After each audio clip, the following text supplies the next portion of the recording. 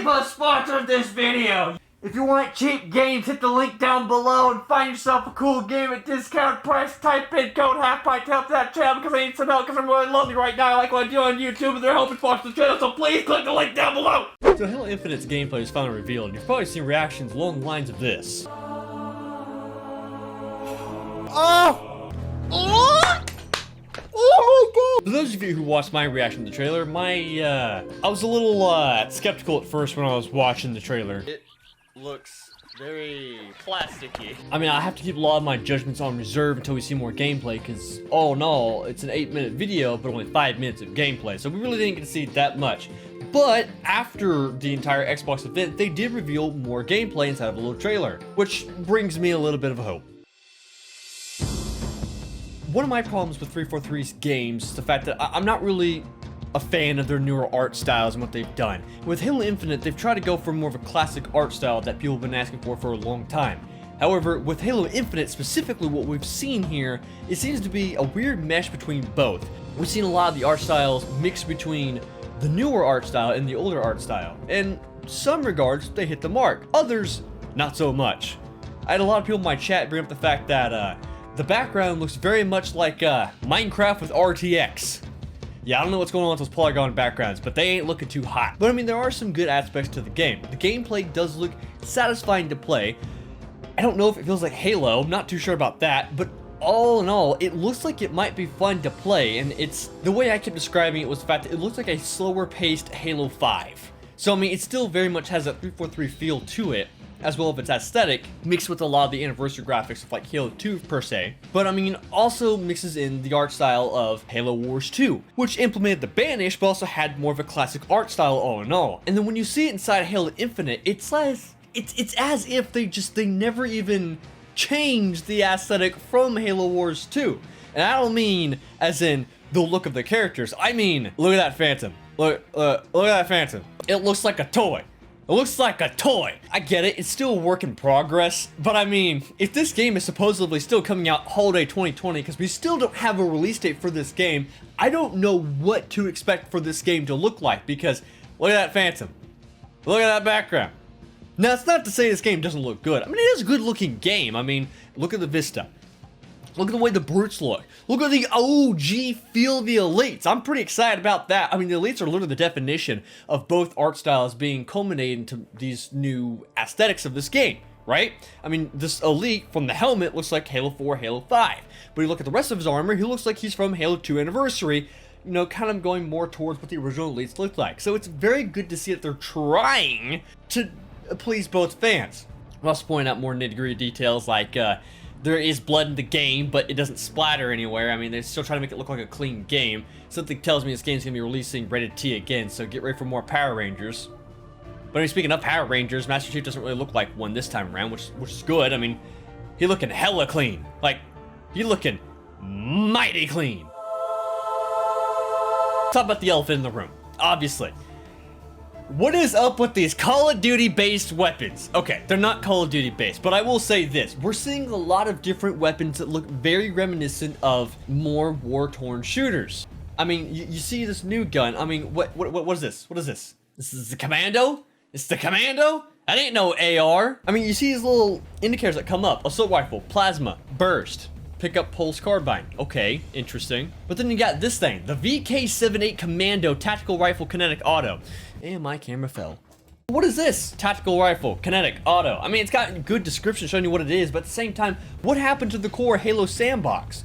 What happened to Assault Rifle, Plasma Rifle? There's your rifle automatic based weapons. They had the Carbine, the Plasma Marksman weapon, and the BR, the regular marksman weapon for the UNSC, and then in Halo Reach it was the DMR, whereas Halo 3 it was the BR, and then in Halo 4 they decided to put both in the game, because why not? And then you had the shotgun, and you had more fun weapons like the explosive brute rifle? What? Brute shot. Everything was very simplistic. You had like one of each different weapon, you know, it had variety, but now we're adding like different auto rifles, which I don't understand why we need to add different sorts of automatic weapons. That doesn't seem very necessary, but I mean, Maybe they still have a goal.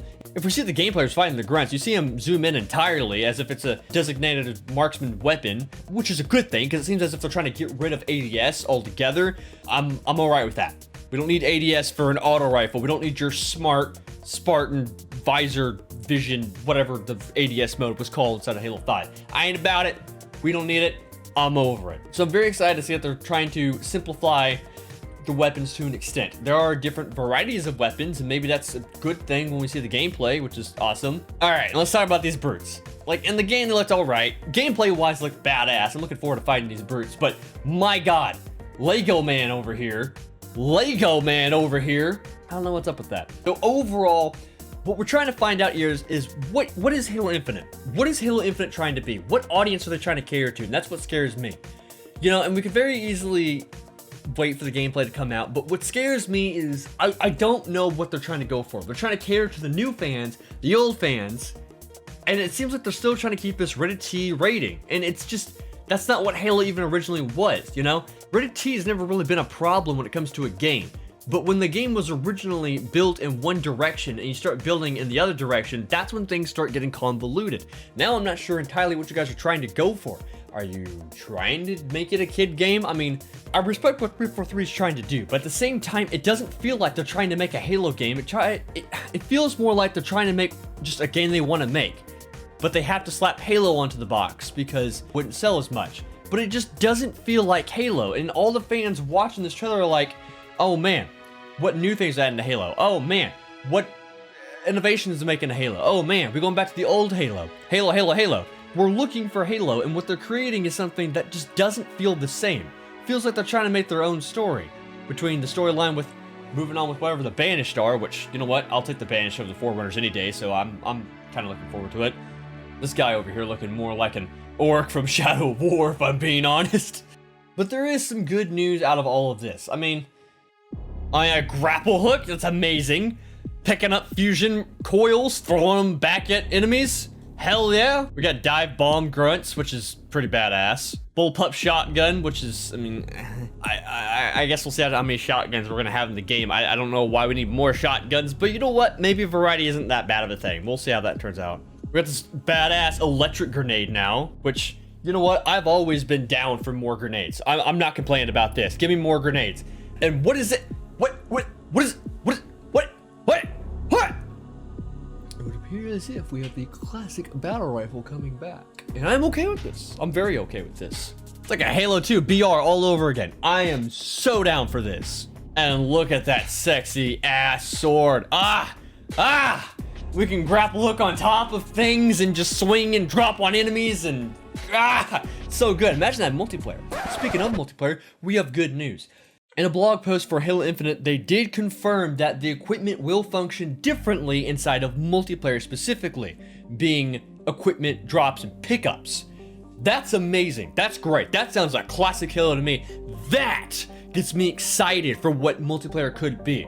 So, I mean, the grapple hook is a pickup. It's a drop. It's a power pickup now. You want power weapons and power pickups.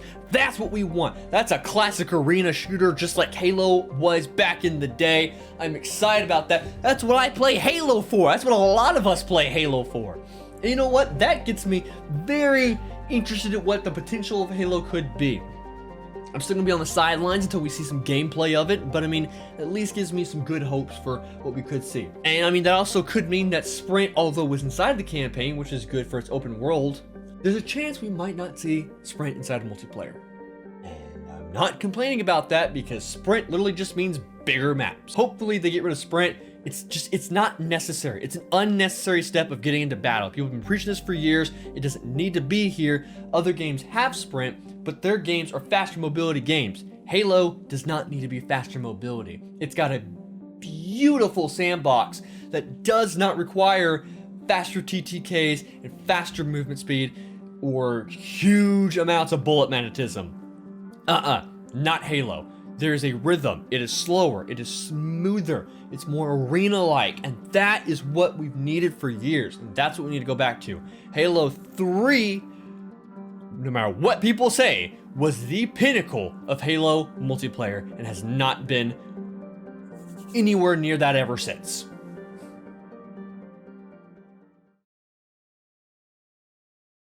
Also, entirely forgot to mention, when you go inside the map, you can also see there's an upgrades tab, meaning that at some point in time, we're going to be able to get upgrades for Chief, which is pretty badass. I mean, it's maybe faster, grapple hook cooldown, maybe that's how we get more abilities. We also have a database and more of codex sort of stuff, so they don't have to, like, shove story in your face. And last but not least, the game is also up on Steam right now. You can add to your wish list. Again, still says Holiday 2020, but that way you also know when it's on PC, it's also going to be on Steam, as Microsoft promised that they're going to do with all their future PC first-party games anyway. So there you go. Now, granted, if you're trying to get the game through Game Pass, you're not going to be able to play it on Steam. That only works through the Windows Store. So if you actually want to play the game on Steam, you're going to have to purchase the game entirely.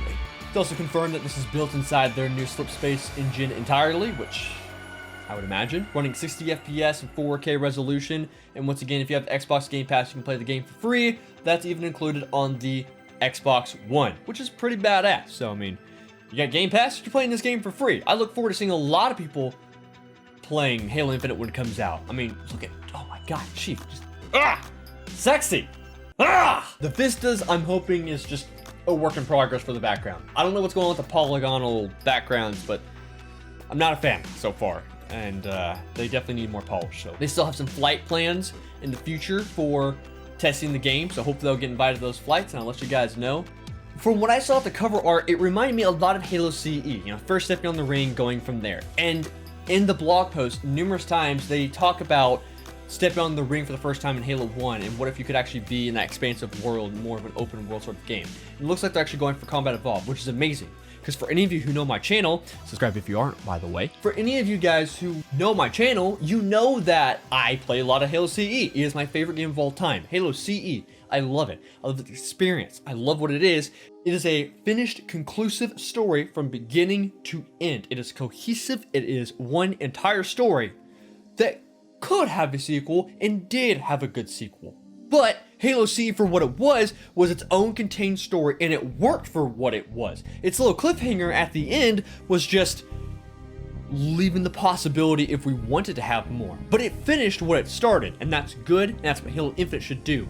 And you know what? I'm very excited to step on the ring and to get these Halo CE vibes all over again. Very, very excited for Halo CE vibes. So maybe seeing new weapons and new abilities and that sort of stuff isn't a bad thing. I don't have anything wrong with change. Change can be good. Change can be very good. And I'm not opposed to change by any means. I'm just hoping that they're not straying too far from Halo. You know, we had Halo 5 and we're trying to rope them back in. Come back. We need more of an OG Halo feel. And it looks as if they're trying to go back to what original Halo is trying to be and innovate on that, which is good in what we're hoping to see. I was pretty harsh in my criticism on the stream when we first saw it. I wasn't a fan of some of the aesthetic choices, but you know what? I can nitpick all day. It boils down to the gameplay. The gameplay didn't entirely look like Halo, but at the end of the day, it looked like it was satisfying to play, and that's what matters. So I guess we'll see what happens when the game comes out Holiday 2020, if it's not delayed, because if there was a time for a release date, that was the time for the release date, and we still didn't get one. Yeah. If you made it this far in the video, be sure to leave a hashtag finish and subscribe for more content just like this. I look forward to seeing more content for you guys. I look forward to making more content for you guys. Thanks for watching! Aniba sponsored this video! Type in code Halfpint.